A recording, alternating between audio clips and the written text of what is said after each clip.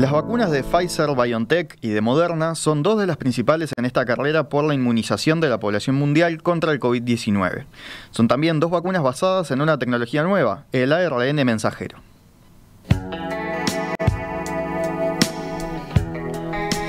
Ese aspecto novedoso es el combustible para varias preocupaciones. ¿Es una tecnología segura? ¿Tiene un componente genético? ¿Puede afectar nuestro ADN? Hace un par de semanas, un grupo de médicos belgas llegó a afirmar que la vacunación con ARN mensajero sería un experimento humano a escala masiva. Para pasarlo en limpio, despejar dudas, ponemos el tema en una nueva edición de la Mesa de Científicos. Y para eso nos acompañan hoy Adriana Del Fraro, quien es doctora en Ciencias Biológicas, profesora adjunta de Virología en la Facultad de Ciencias, integrante del grupo ADOC que estudia las vacunas contra el COVID-19. ¿Qué tal, Adriana? Buen día. Muy buenos días. Gracias por la invitación. Gracias a ti.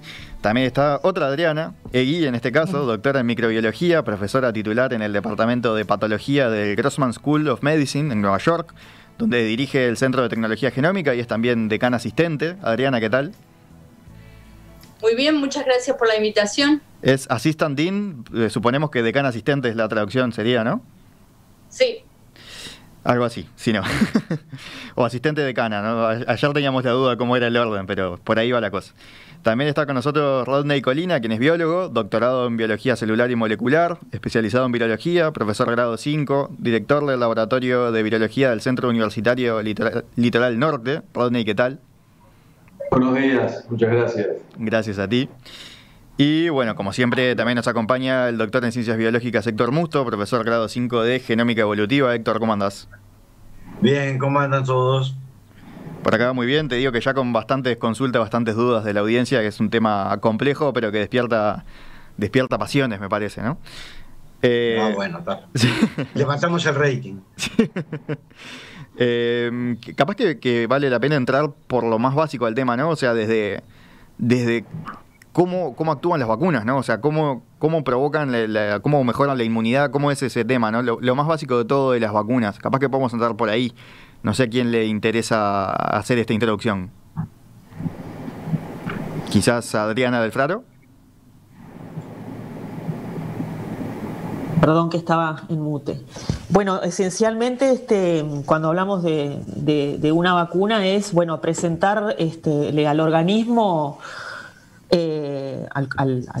a nuestro organismo, ¿verdad? O una parte o el microorganismo en cuestión completo, con la finalidad de que se genere una respuesta inmune. Sin entrar en mucho detalle, generalmente hay como dos formas de responder a esa vacuna, que es la respuesta de anticuerpos y lo que se llama la respuesta celular, que son las dos partes más importantes con lo que nosotros respondemos. Y bueno, eso genera una memoria inmune que permite que cuando nosotros nos volvemos a enfrentar al microorganismo, bueno, o al virus en cuestión, tengamos una respuesta que permita neutralizar y eliminar al germen en el mejor de los casos provocando sin que haya enfermedad. O en otros casos puede ser una enfermedad pero más leve. Sí, claro, perdón. Como enseñarle al cuerpo a defenderse, una cosa así, ¿no? Exactamente. Dentro de las posibilidades, bueno, si lo hablamos a grandes rasgos, tú puedes enfrentar vamos a hablar directamente de los virus, ¿verdad? Al virus completo, bajo dos formas, o sea, el virus atenuado o el virus inactivado, que esencialmente son dos formas distintas de hacer que el virus sea reconocido, pero que no provoque enfermedad. Lo que se llaman las vacunas inactivadas son lo que se llama a virus muerto, en el cual el virus mantiene su superficie proteica, pero no es capaz de infectar. Y el virus atenuado es un virus que infecta, que hace el ciclo infeccioso, pero que no es capaz de dar una enfermedad, porque justamente está atenuado.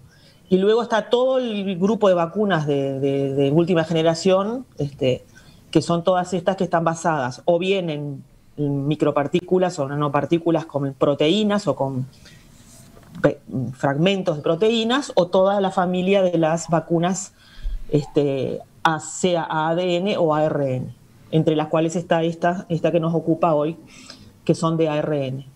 Bien, vamos a eso entonces, ¿no? Porque claro, cuando uno aprendía sobre las vacunas siempre era, por lo menos recuerdo yo, no sé si en el liceo calculo que lo habría aprendido, ¿no? El tema del virus, como decías, no atenuado o inactivado, ¿no? Uno siempre asocia las vacunas con eso. Ahora tenemos varias nuevas, están las de, creo que, corríjame si me equivoco, las de adenovirus también, es una tecnología relativamente nueva, ¿no? Pero bueno, esa quedará para otra mesa. Hoy estamos específicamente con estas, con las de ARN, que son la de Pfizer, la de Moderna. Para entrar ahora sí en este aspecto, quizás hay que meterse, Héctor, en temas de genómica, ¿no? En qué es el ARN. A ver, sí, en realidad, digamos, siendo lo más breve posible y intentando ser claro, en realidad nosotros tenemos el material genético nuestro, el ADN, lo tenemos encerrado en el núcleo. Codificado en este ADN están los genes que tenemos nosotros, ¿verdad? Estos genes son transcriptos, en realidad son 20.000 genes más o menos que tenemos los seres humanos, los mamíferos en general y nosotros en particular, tenemos unos 20.000 en 1,90 m y tanto de ADN, digamos que es lo que tiene cada una de las células nuestras. Entonces es una región muy pequeña, digamos, de todo el genoma la que codifica genes. Luego, estos genes son leídos en forma específica, de acuerdo a cada tejido, por determinadas proteínas. Necesitan zonas reguladoras en el ADN, potenciadoras, bueno, en fin, es un poco más técnico, pero en definitiva viene una enzima que se llama la RNA polimerasa 2, que mediante un fenómeno que se llama transcripción pasa el ADN al lenguaje del ARN. Son moléculas similares, pero son distintas. Dentro del propio núcleo, el ARN, primario, que fue el resultado directo de la lectura del ADN, es modificado. Entre otras cosas, se le quitan intrones, que son zonas que no son codificantes, se le agregan cosas en el extremo 5', en el extremo 3', y luego este ARN, ya maduro podríamos llamarlo, sale del núcleo al citoplasma, y en el citoplasma, por distintas formas, se une a unas partículas que se llaman ribosomas, y estos ribosomas pasan del lenguaje del ARN a las proteínas. O sea, es en los ribosomas en los cuales se producen todas las proteínas que codificamos nosotros. Digamos, entonces, una explicación que vi, Héctor, perdón, pero ¿perdóname? No, perdón que te interrumpa, pero porque los términos son complejos, son técnicos, una explicación que vi que me pareció clara era como que el ADN es como una suerte de manual de instrucciones, ¿no? Una cosa así. Sí, ¿no? ahí va. Y el ARN lo que hace es leerlo, ¿no? Más o menos por ahí va la cosa. El ADN, hay una enzima que lo lee al ADN, fabrica ARN, este fenómeno es lo que se llama transcripción, y luego, mediante un fenómeno que se llama transducción, que ocurre en otro compartimento celular, que es en el citoplasma, o sea, fuera del núcleo, allí es traducido a las proteínas que son efectivamente los efectores, digamos, porque esencialmente todas las reacciones biológicas que ocurren en un ser vivo están catalizadas por proteínas, por lo que se llaman enzimas. Y además hay otro tipo de proteínas que son estructurales, digamos, que forman el citoesqueleto, en fin, que no son necesariamente enzimas. Pero el mecanismo general sería ese. El ADN pasamos al ARN en el núcleo, y en el citoplasma del ARN, en este caso es el mensajero, hay otro tipo de ARN, el ARN mensajero, por algo se nos llama así, es traducido a las proteínas que son las que efectivamente, digamos, le dan la identidad, dicho en términos generales, le da la identidad a cada tipo celular, a cada tejido, etc.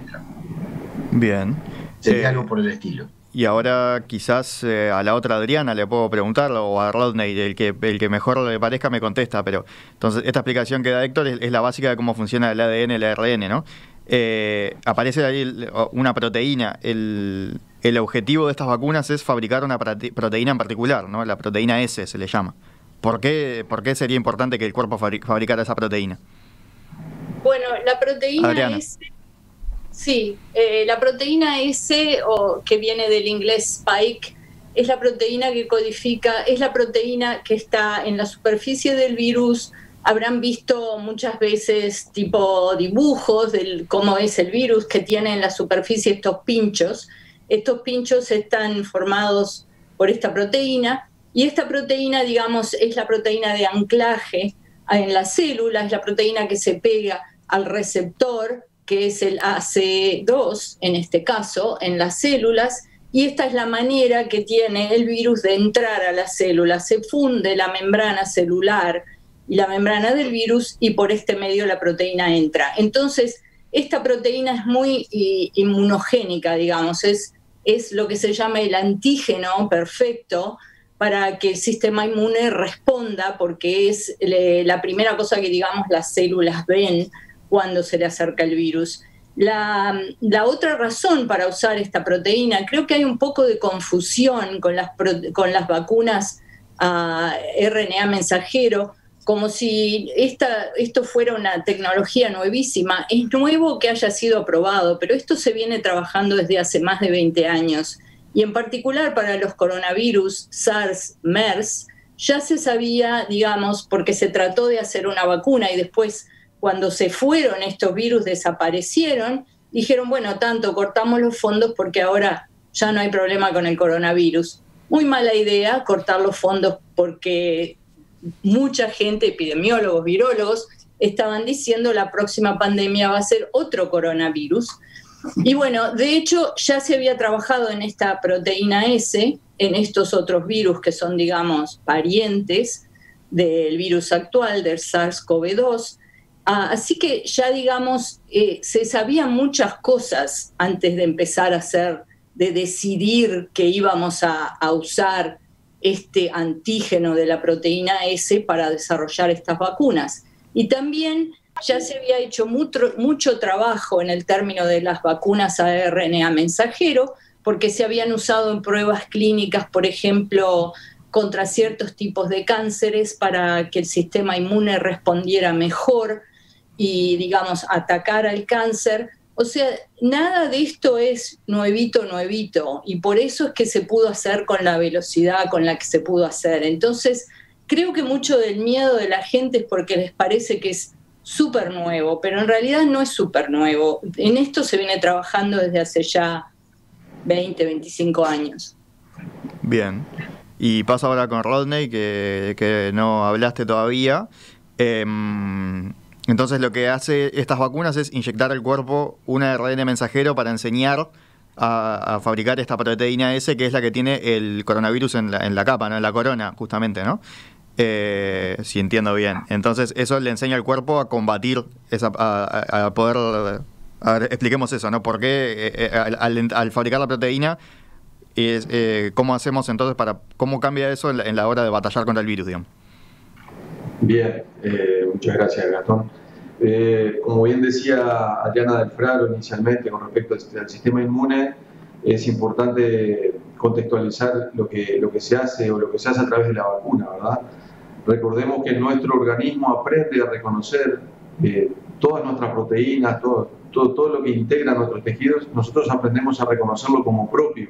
Entonces el organismo es capaz de distinguir lo propio de lo no propio, de lo que es extraño. De hecho, lo que ocurre con esta vacuna en particular, como con otras, es que estamos introduciendo en el organismo a través de 2 inyecciones, ¿verdad?, seriadas en el tiempo, una proteína que nuestro sistema inmunitario la reconoce como extraña y le permite de esa forma generar lo que le llamamos la respuesta inmunitaria, como bien explicaba Adriana. Eso permite que en un lapso relativamente breve de tiempo, luego de estas 2 dosis, en un término aproximado de 1 mes en total, nuestro sistema inmunitario se activa muy fuertemente y es capaz de empezar a sintetizar inmunoglobulinas, lo que la gente comúnmente conoce con el nombre de anticuerpos, que básicamente van a hacer algo de lo que estaba hablando recién Adriana Egui respecto a generar una respuesta que bloquee el ingreso del virus a la célula, lo que ella explicaba, ¿verdad? El receptor celular es la puerta de entrada de este virus, el AC2. Entonces lo que ocurre es que estas inmunoglobulinas bloquean, imagínense el mecanismo de la llave y la cerradura, como le explicamos a los chiquilines en los cursos. Lo que hacen estas inmunoglobulinas es bloquear la llave, que vendría a ser la proteína S del virus, para que no ingrese a esa cerradura. Y de esa forma, cuando el virus no puede ingresar a la célula e infectarla, por un lado, no se genera una infección activa, no se genera una destrucción ni de la célula ni del tejido, y por otro lado, nuestro sistema inmune es capaz de eliminar todas esas partículas virales que quedan fuera de la célula. Bien, le cerramos la puerta entonces. Le cerramos la puerta al virus y el sistema inmunitario se encarga de eso. Bien, entonces, así como primera introducción a cómo funciona el ARN mensajero, básicamente le cerramos la puerta al virus, así podríamos decir a grandes rasgos, ¿no? Gastón, sí, perdón, quería agregar un pequeño comentario a lo que comentó, a lo que dijo Adriana. Sí. Respecto a la idea esta de que la tecnología de ARNs, de vacunas ARN, es algo que se desarrolló en los últimos meses. Han habido varios proyectos de vacunas con diverso nivel de avance, por ejemplo, contra virus herpes, hablando directamente de virus, ¿verdad? Contra Zika y también incluso contra virus influenza, contra el virus de la gripe, contra algunos subtipos particulares, en los cuales incluso en el caso de influenza está publicado en un artículo de 2017, incluso se llegó a la fase, se hizo la fase preclínica y clínica, es decir, se hizo se fabricó la vacuna, se hizo las pruebas en animales e incluso se llegaron a hacer pruebas en voluntarios humanos con el mismo sistema, el mismo mecanismo que ahora se está utilizando para SARS-2. Quiere decir que y con resultados, si bien era un fase 2 pequeño, ¿verdad? Con pocas personas, pero bueno, con resultados en cuanto a la eficacia y a la seguridad muy parecidos a los que tenemos ahora. Esto un poco para traer la idea de que incluso con modelos virales, estas tecnologías se vienen utilizando y perfeccionando hace unos cuantos años, ¿verdad? Bien, y les hago una última pregunta antes de hacer una primera tanda. Hasta ahora hemos explicado, bueno, cómo funciona el ARN mensajero siempre en el cuerpo, cuál es la idea con este ARN mensajero, cuál es la proteína que tenemos que fabricar, por qué el cuerpo reacciona ante esa proteína, que decíamos que la reconoce como extraña. Algo que no mencionamos es que este ARN mensajero que se inyectaría es sintético, ¿no? Que eso también es importante. Capaz que Adriana ahí. Sí, es completamente sintético y esta es una de las ventajas de este tipo de vacunas porque es muy fácil sintetizar grandes cantidades de RNA mensajero in vitro, es decir, en ausencia de células, simplemente con reacciones químicas, bioquímicas, y eso es lo que permite que se pueda hacer una cantidad enorme. Por ejemplo, ayer el presidente Biden acá en Estados Unidos anunció que ya compró el número suficiente de dosis para vacunar a todo el mundo, a toda la población de los Estados Unidos. Entonces, eso, digamos, es también porque es más rápido y más fácil producirlo en grandes cantidades. Es también mucho más fácil de modificar. Por ejemplo, ahora se están hablando de estas variantes del virus que serían más transmisibles y que algunas podrían escapar un poco de la respuesta inmune. Entonces, si hay que modificar la secuencia, se puede hacer de manera muy rápida. Entonces, el hecho que sea sintético es, digamos, una cosa buena y no una cosa mala. También es otra cosa que la gente a veces piensa, si es sintético, tiene que ser necesariamente malo porque no es natural. Y yo les recuerdo que el virus es natural y el virus te puede matar y te puede dejar con muchas secuelas. O sea, no siempre lo natural es bueno y no siempre lo sintético es malo. Bien, entonces les propongo ahora sí hacer una primera pausa y a la vuelta vamos a hablar de estas ventajas. Ya mencionabas tú, Adriana, el tema de lo sintético y también vamos a preguntarnos por los riesgos, ¿no? Vuelvo a Nueva York con Adriana Eí. Estábamos hablando recién del tema sintético, ¿no? Y vos mencionabas que esa era una de las ventajas. Capaz que hay que aclarar que en tu caso vos ya estás vacunada, ¿no? Con la vacuna de Pfizer. Ya tenés las 2 dosis. Yo tengo las 2 dosis. La última dosis fue el 12 de enero.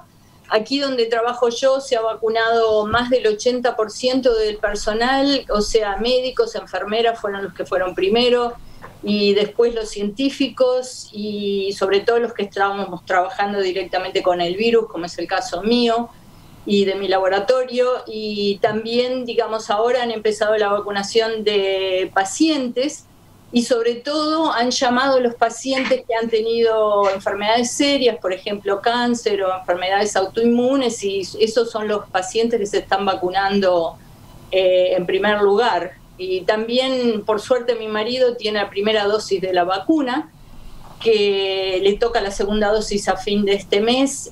A través de la ciudad de Nueva York, la vacunación es gratis para todo el mundo y lo van haciendo por franjas de edad.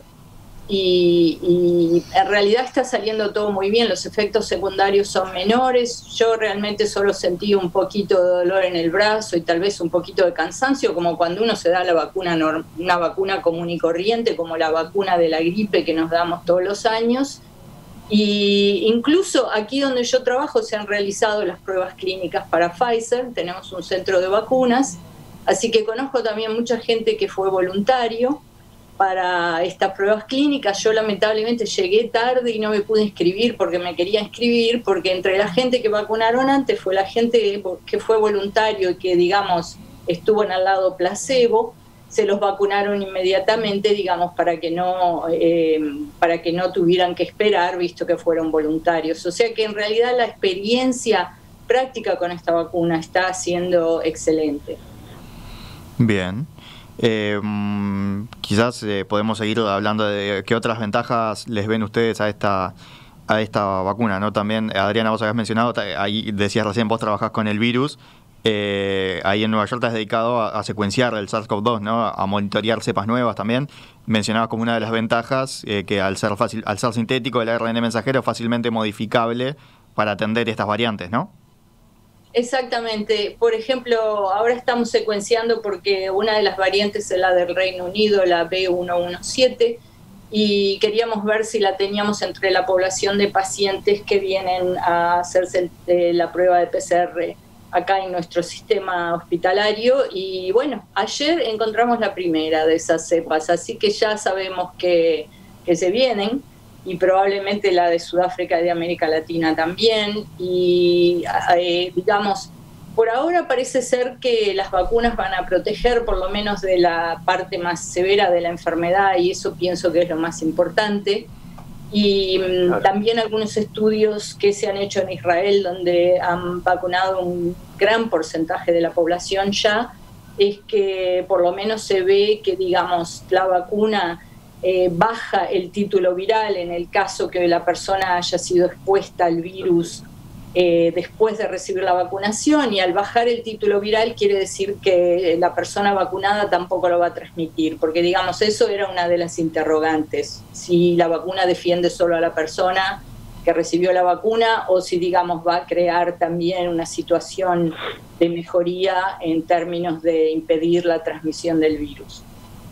Bien, ahora vengo para Uruguay, no sé si a Salto o a Montevideo, a ver, Adriana o Rodney, y si tienen para agregar otros aspectos positivos, ventajas que ustedes le encuentren a este tipo de vacunación con ARN mensajero. Rodney, sí. Quería comentar que algo que no es menor y que ha circulado en las redes. A ver, Rodney, pará, porque te estoy escuchando doble, creo que es por el micrófono, a ver si Gaby te lo corta. Ahí, a ver ahí. Hola. Ahí mejor, dale. Bien. No, quería comentar algo que complementario a lo que decía Adriana Egui, es respecto a que estas vacunas de ARN, en los términos que hablábamos hoy de que tiene la instrucción, la información genética para poder generar la proteína S viral, todo ese mecanismo ocurre de una manera muy segura dentro de las células, ¿sí? O sea, no hay posibilidades de que este ARN genere, por ejemplo, cambios en nuestro genoma. Eso está bastante estudiado, algo de lo que decía Adriana Egui hoy, de más de 20 años de estudio. Adriana Alfredo lo mencionó al principio también, de incluso pruebas que se hicieron con otros virus, y incluso para el tratamiento del cáncer también, ¿no? Entonces, estamos hablando de una tecnología que permite escalar rápidamente el número de vacunas que se van a generar, permite modificar esas vacunas. Como bien decía Adriana Egui, el virus está mutando constantemente y se van generando variantes que hacen que pueda ocurrir un eventual escape a la vacuna, como vulgarmente le llamamos, pero sin embargo la generación del efecto de la vacuna, que es la síntesis de esa proteína, no deja un efecto residual en el organismo. Y eso no es un tema menor, o sea, es un sistema que permite prender el sistema inmune, bloquear la entrada del virus a la célula por este mecanismo que les contaba hoy de la cerradura que queda inhabilitada, porque el virus en realidad, como su llave queda totalmente inhabilitada, no puede abrir esa puerta. Y lo otro es que no genera ningún tipo de alteración al funcionamiento celular. Y otra cosa importante a destacar es que esta vacuna ni las otras pueden generar per se una infección con el virus, ¿me entienden? Otra cuestión que se ha mencionado por ahí en algún lado, porque es solo una pequeña porción del genoma viral que nos están introduciendo en el organismo. Bien. Entonces, eran algunos aspectos que quería dejar en claro. Sí, ahí ya con Rodney ya estamos entrando a la parte de riesgos, ¿no? Ahí, Héctor, era un tema que a vos, que era lo que más te preocupaba a la hora de hacer esta mesa, ¿no? Explicar los riesgos. Digamos, sí, claro, porque, digamos, uno por lo que lee por ahí, digamos, inclusive de algunos colegas que están escribiendo y eso, es la probabilidad, efectivamente, que nosotros, digamos los que ya han recibido o recibamos en el futuro este tipo de vacunas, que nos transformemos en organismos genéticamente modificados. Yo tipo transgénico, ¿no? En biología, en organismos transgénicos, ahí va. Entonces, es decir, existe un mecanismo normal de la célula, por la cual, digo, eso que planteaba hoy al inicio, el mecanismo está hecho como para que el ARN salga. Digo, las probabilidades de que un ARN mensajero entre otra vez al núcleo y se integre en el genoma, digo, para eso, si bien es una cosa que en biología nunca se puede decir la probabilidad de esto es cero, digo, biología, bueno, el cero prácticamente como que no existe, lo que se necesita primero que entre, cosa que es improbable, después se tendría que encontrar con todo un sistema enzimático, que no vamos a entrar en detalles, que lo llevara a ser nuevamente ADN, y en caso de que sea otra vez ADN, a integrarse en el genoma y ahí quedar. Y eso como fenómeno, como tal, si uno va multiplicando las probabilidades de que suceda cada uno de esos eventos, porque tendrá que suceder todos, ¿verdad? La probabilidad es esencialmente cero. Pero además, en el caso de que eso suceda, lo más probable es que eso sí sucede en, digamos, en el hígado, no sé, en cualquier tejido. Y eso no pasaría de la persona a la cual le sucede. Para que eso sea importante desde el punto de vista evolutivo, tendría que estar ocurriendo en la línea germinal, que es en la que lleva espermatozoides y ovocitos para que pase a la generación siguiente. Y sabemos que la probabilidad es extremadamente baja, porque se han secuenciado ya decenas o centenares de miles de seres humanos. Y virus que tienen un ciclo similar a este que estamos hablando ahora, hay muchos. Y si este fenómeno ocurriese, estaríamos encontrando al secuenciar a los genomas humanos, estaríamos encontrando en el genoma que estamos secuenciando, mira, acá encontramos un pedazo de este virus, acá lo encontramos entero, y eso prácticamente no sucede. Entonces, la probabilidad de que nos transformemos en organismos genéticamente modificados, en transgénicos, si bien está claro que no se puede afirmar esto es cero, digo, es una probabilidad extremadamente baja desde el punto de vista de la biología molecular, por cómo está hecho el sistema, porque precisamente el sistema tal, ese que yo describía, del ADN al ARN mensajero, de ahí al citoplasma, etc., está hecho para que vaya en una dirección. Lo cual no quiere decir que no puedan haber escapes. Sí, digo, pueden haber escapes, pero en definitiva, en la práctica, para cada uno de nosotros que recibamos la vacuna, ¿sí? Pues se puede decir que es cero. O sea, ustedes que son científicos no pueden decir es cero, pero yo que soy periodista puedo decir es 0,00001, ¿no? O sea, es que muy, muy, muy difícil, ¿no? Es extremadamente difícil. Sí, Vos no te animás a ser tan categórico, está pidiendo pero... la palabra. Adriana Egui, a ver, sí. Sí, lo que yo quiero decir es que parte del problema viene que sí hay virus que tienen cuyo material genético es el ARN, como el virus del SIDA, el VIH, que sí se integran en el genoma humano, pero entonces la gente piensa, bueno, el coronavirus también es un virus ARN y se puede integrar, pero es un virus completamente distinto. Los retrovirus, que son, digamos, como el virus que causa el SIDA, tienen unas secuencias particulares en las puntas de su genoma y esas secuencias son las que permiten que se integre. O sea que no solamente tendría que tener esta vacuna, digamos, un efecto extraordinario sobre la maquinaria de la que habló Héctor, de que las enzimas tendrían que producir una copia otra vez a DNA, es decir, que no existe el mecanismo ni aunque estuvieran esas enzimas, porque no hay estas secuencias repetidas en las puntas, y el RNA mensajero de la proteína S es solo un pedacito del virus, no es ni siquiera el virus entero. Entonces yo creo que esto viene, digamos, de malinterpretar lo que tienen como carga esta vacuna de mRNA. No tiene nada que ver con los retrovirus, no tiene nada que ver con los virus que se trataron de usar para terapia génica en ciertos casos hace más o menos unos 20 años, en los que sí se produjeron integraciones y en los que sí se produjeron efectos secundarios tipo leucemia, porque en realidad lo que se buscaba en esas pruebas clínicas era la integración para devolver un gen que no existe, que causaba la inmunodeficiencia en bebés, y o sea que no tiene nada que ver una cosa con la otra. Lo que se estaba tratando de buscar en esa época era la integración. Acá no hay ningún interés en que nada se integre a ningún lado, o sea que cuando se hizo este RNA sintético no se le pone ninguna secuencia que facilite la integración. Bien. Adriana del Fraro, vos estabas pidiendo la palabra. Sí, un poco en esa misma dirección, ¿no?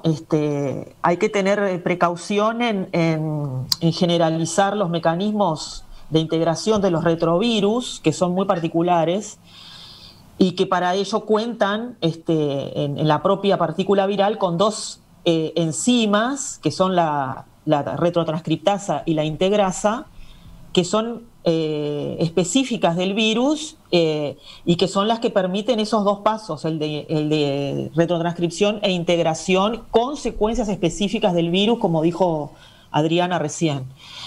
Y reafirmar un poco eso que mencionó Héctor, que bueno, nosotros estamos permanentemente bombardeados, vamos a decir así, por virus ARN. Muchas de esas infecciones prosperan en una enfermedad, muchas no, o sea, pero el contacto y la replicación puede existir sin que lo sepamos, sin que haya enfermedad. Y eso no solo nos pasa a nosotros ahora en el día de hoy, evolutivamente lo hemos sufrido, y seguramente con condiciones de vida de nuestra como seres humanos mucho peores desde el punto de vista de la prevención, de la higiene y un montón de cosas. Y sin embargo, nunca se observó ni un genoma completo, ni una parte de un virus ARN que no cuente con estas herramientas como para la integración, digamos, nunca se han observado esas secuencias en el genoma humano. Y otro detalle más concreto, más técnico, referido a los ensayos que se han hecho con estos modelos en otras vacunas. Una de las cosas que se ha mirado, es decir, digamos, está la probabilidad que existe, entre las probabilidades de que un fenómeno de este tipo exista, también tiene que ver con el tiempo que puede durar ese ARN mensajero en el lugar de aplicación o en el organismo al que se le ha aplicado. Y bueno, digamos, en los experimentos que se han hecho con modelos de este tipo de vacuna, pero para otros virus, por ejemplo, lo que se ha hecho en ratones es observar, marcar ese ARN mensajero vacunal y ver un poco al correr de los días cuánto tiempo persiste, ¿verdad?, en el ratón, en diferentes vías de inoculación, intramuscular, intradérmica, intravenosa, que no sería el caso y que quizás sería la que más dispersaría ese ARN en el organismo, y con dosis por kilogramo de peso o por gramo de peso mucho mayores de las que van a tener esta vacuna. Estamos hablando para una persona, qué sé yo, que promedio, podamos decir 60 kilos, la vacuna depende de la marca, pero bueno, entre 10 y 100 microgramos. Bueno, acá los experimentos que yo les cuento se hicieron con 5 microgramos para un ratoncito,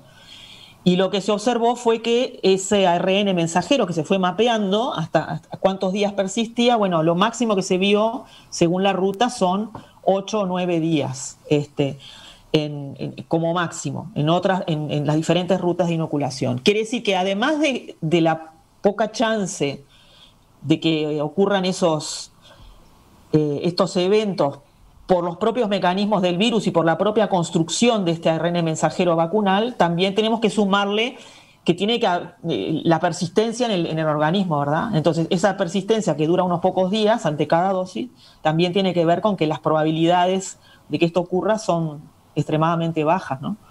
Sabes que, Adriana, recién desde la audiencia nos reclamaban, bueno, deberían darle voz a los que piensen fuera de la caja o fuera algo así, decía, ¿no? Justo esto que vos mencionás del tiempo de duración va un poco por ese lado. Yo ayer estuve conversando con Claudio Martínez de Bat, que es un biólogo molecular uruguayo, que primero me pidió que les mandara un saludo fraternal a todos ustedes, y después Muchas gracias. Después me dijo, aclará por favor que yo no soy un antinada, ni negacionista ni nada, simplemente tengo algunas preguntas, algunas dudas con este tema.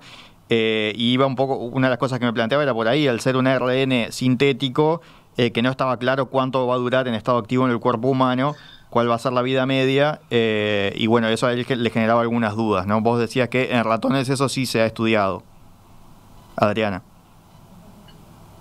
Sí, en el caso concreto que les comentaba de algunas vacunas, por ejemplo, contra influenza, contra algunos subtipos de influenza que se llegaron hasta fase 1 o 2, ese estudio se hizo y digamos, es el mismo diseño de esta vacuna y lo que se observó es eso.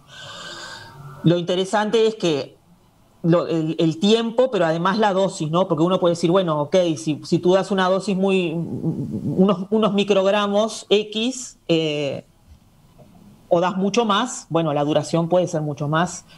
Y en este caso, digamos, la proporción de ese ARN en lo que es la masa, ¿verdad?, en este caso del ratón frente a nosotros, en realidad le estás dando, o sea, el experimento que se hizo en ese trabajo, que está publicado, está publicado en una revista científica, es mucho mayor la proporción por gramo o por kilogramo de la que nosotros recibiríamos en el caso de este tipo de vacunas.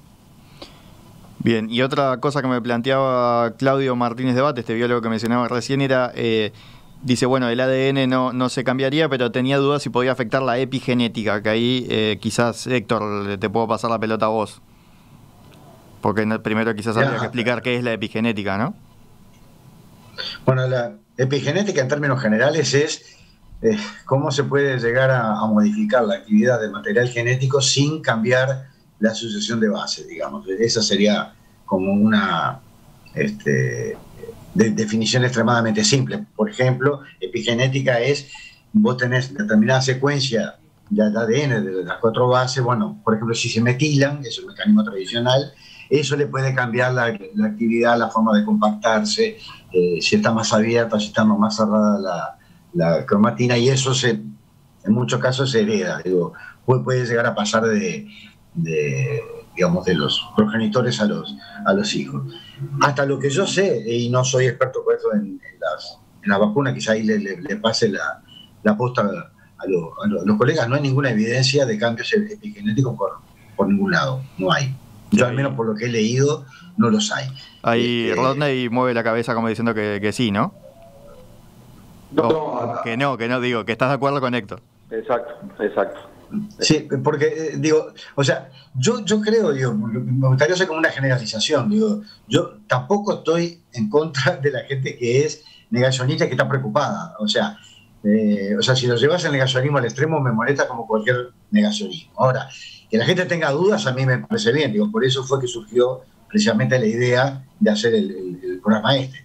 Y sí, digo, estamos ante un evento nuevo, estamos ante una vacuna nueva, entonces es lógico que exista preocupación en la gente, pues ¿qué hago? Llegado el momento, ¿me vacuno o no me vacuno? Si me vacuno, ¿lo hago una vacuna de ARN o alguna de las que son más tradicionales? Es decir, a mí me parece totalmente razonable que la gente tenga estas dudas. Ahora, los cuestionamientos desde el punto de vista científico, con base científica, que se pueden hacer, como estas que está haciendo Claudio, digo, es un colega que sabe, digo, hasta lo que yo sé, no hay ninguna prueba de que eso haya sucedido, a pesar de que se han experimentado, como planteaba Adriana, digo, se han hecho experimentos y eso no sucede. Como siempre, y es una opinión que no compromete a ninguno de los colegas que está acá, yo no me animo a decir que la probabilidad es nula, porque yo nada me animo en biología, es cierto que nos vamos a morir todos, no me animo a decir que algo es nulo, pero porque la probabilidad es nula, pero sí existe, es tan baja que en realidad es prácticamente, o sea, es mucho más grave mucho más peligroso, o que nos puede llegar a pasar algo, agarrar un auto, ir a Punta del Este y de vuelta un fin de semana y que tengamos un choque, que no nos pase algo de lo que se está planteando. Es decir, y nadie deja de ir afuera, en Carnaval se va a ir mucha gente, o cruzar 18 de julio y que te se haya puesto alguien ahí porque se pone una luz. Todos esos eventos son mucho más probables, pero infinitamente más probables. Nadie deja de cruzar 18 de julio, nadie deja de ir afuera, los que puedan, ¿no? Eso me refería, y creo que Adriana Egui andaba ahí. Sí, Adriana Egui ahí, que estaba pidiendo la palabra. Sí, yo lo que quiero precisar es que epigenética es un término que se ha puesto de moda y poca gente del público en general entiende lo que quiere decir.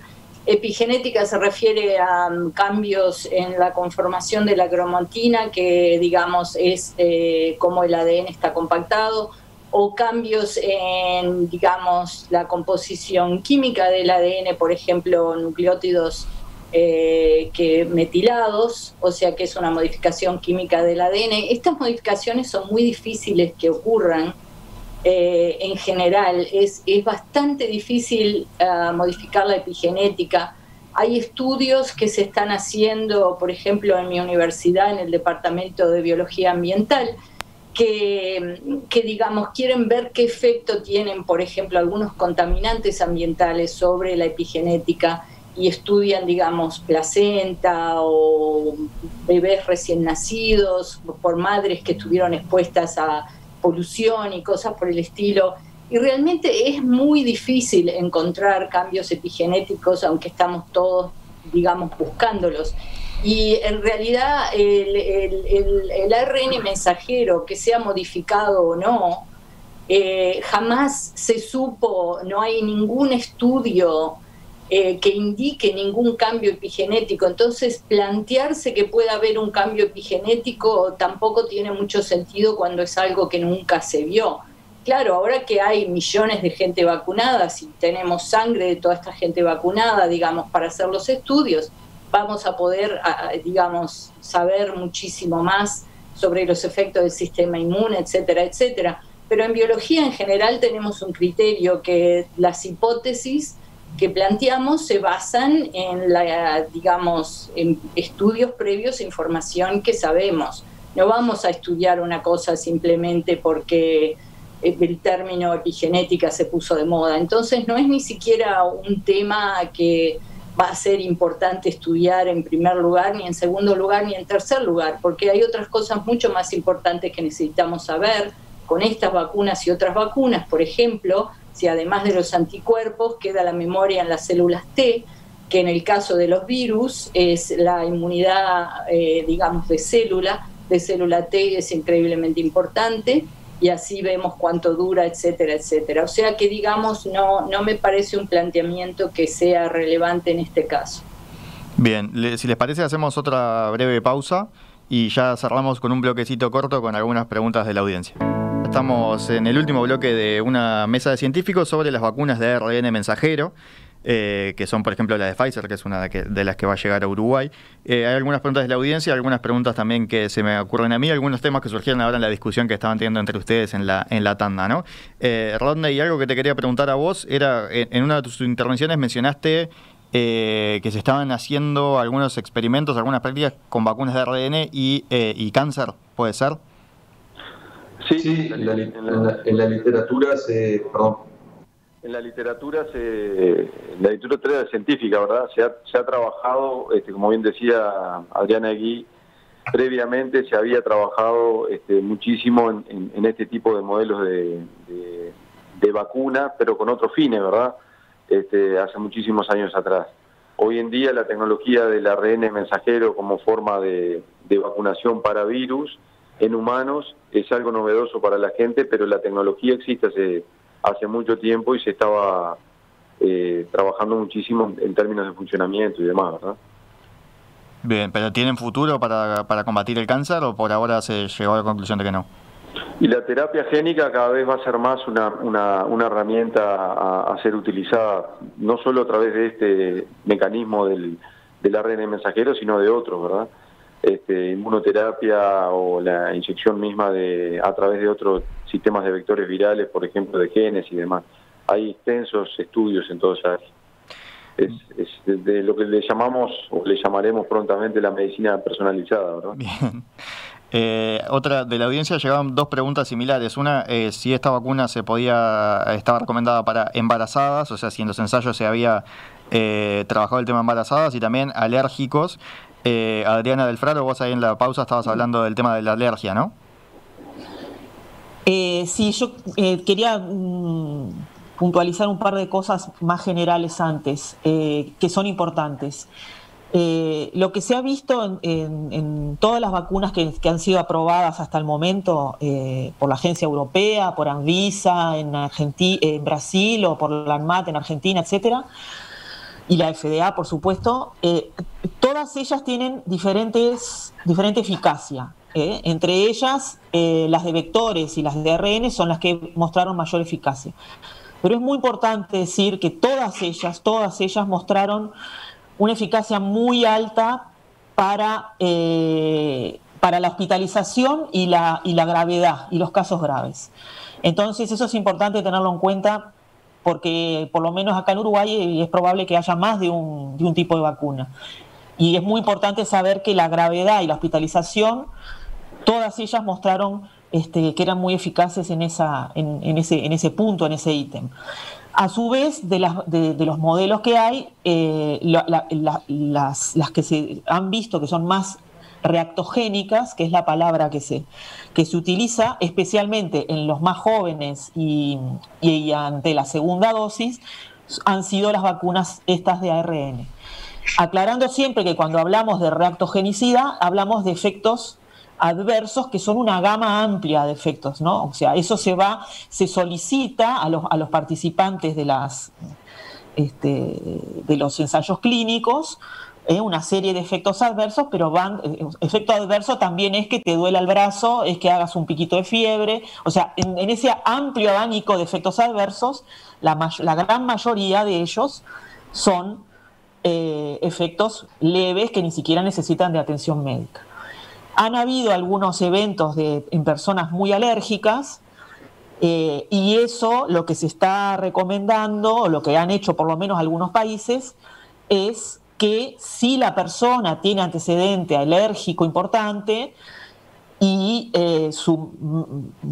está dentro de la población de riesgo y su médico indica que es el riesgo-beneficio, ¿verdad? Es más beneficioso que se vacune, se les solicita que permanezcan en el lugar de vacunación media hora después de la vacunación, justamente para estar vigilando, ¿verdad?, la posible ocurrencia de un evento alérgico. En cuanto a las embarazadas y a la lactancia, eso no está todavía del todo claro y es dentro de los ensayos clínicos. No se recluta o no es, imagínense que no es nada fácil reclutar personas embarazadas, ¿verdad? Generalmente son adultos de diferentes edades, de diferentes etnias, etcétera, que forman parte de los trials. En ese caso también se habla de estimar el riesgo-beneficio. Sin embargo, al menos con algunas de las vacunas han ocurrido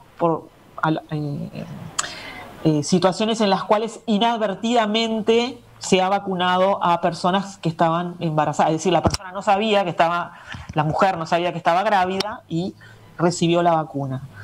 Y en esos casos, pocos al menos, no se ha visto que ocurrieran problemas, al menos en lo inmediato.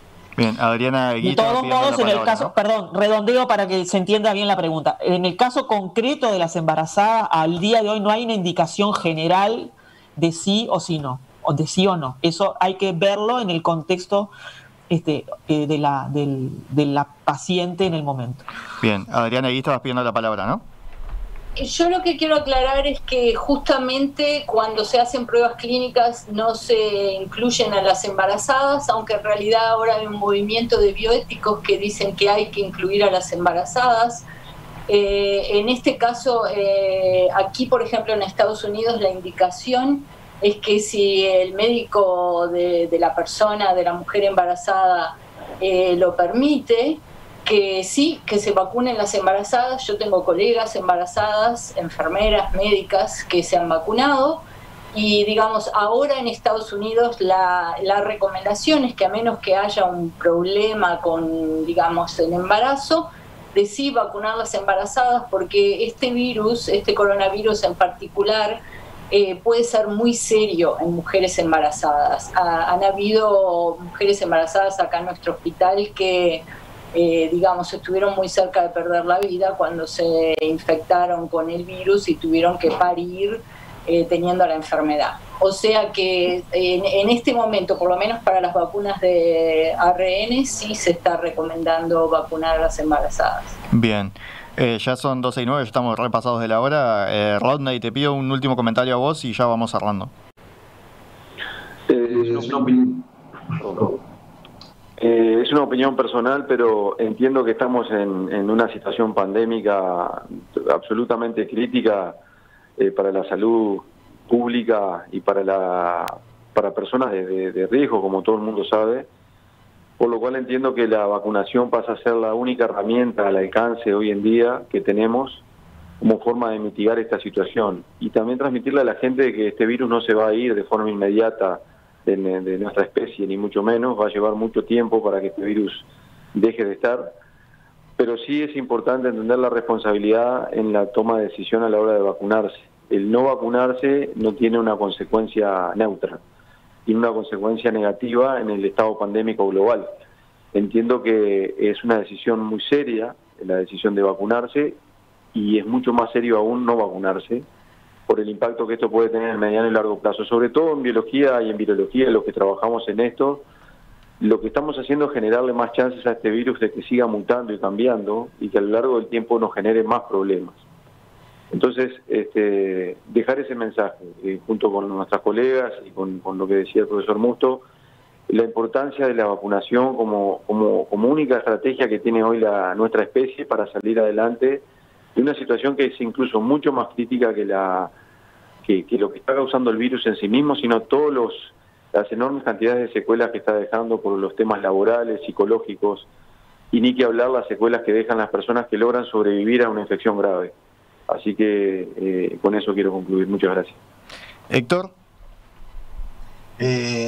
Bueno, sí, yo espero que el objetivo se haya cumplido. Quiero dejar claro, además, digo, más allá que quizás nosotros acá no estamos diciendo todo el mundo tiene que vacunarse con las vacunas ARN, son las mejores que hay, vamos arriba con eso, son las únicas, hay que eliminar a las demás. No, nosotros el objetivo de la reunión esta, de la entrevista esta, era un poco ubicar qué son las vacunas ARN. Si más o menos logramos ubicar ese, ver más o menos qué ventajas tiene, qué riesgos efectivamente no existen a partir de este tipo de vacunas. Considero digamos que el programa estuvo bien, pero no quiero que le quede la impresión a nadie de que acá a nosotros nos paga la Pfizer para que vengamos a hacer propaganda por una vacuna, porque no era ese para nada el objetivo, era más que nada ubicar qué son estas vacunas. Y termino con una cosa,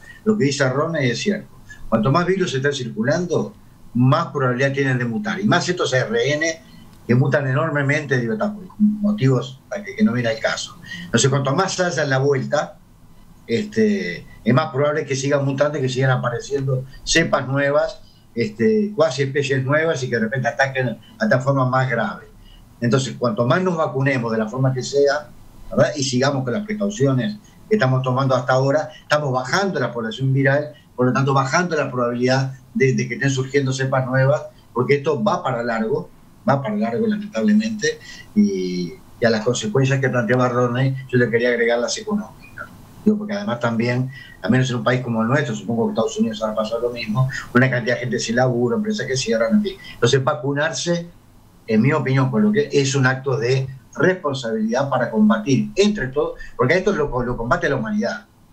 Mucho más allá del papel de los científicos, el que lo va a combatir es la humanidad si cada uno de nosotros recibimos una vacuna que esté bajando enormemente la población viral. Nada más. Gracias. Adriana Del Fraro, doctora en Ciencias Biológicas, profesora adjunta de Virología en la Facultad de Ciencias. Adriana Egui, doctora en Microbiología, profesora en el Departamento de Patología del Grossman School of Medicine en Nueva York. Rodney Colina, biólogo, doctor en Biología Celular y Molecular, especializado en Virología también. Y bueno, como siempre, Héctor Musto, doctor en Ciencias Biológicas, profesor de Genómica Evolutiva. A los cuatro, muchísimas gracias por ayudar a bajar este tema a tierra, a procesarlo, a explicarlo, a despejar dudas, a plantear riesgos y bueno, también a este último mensaje que planteaban. Muchísimas gracias a todos. Muchísimas gracias. Gracias a ustedes por la invitación. Nos vemos. Gracias.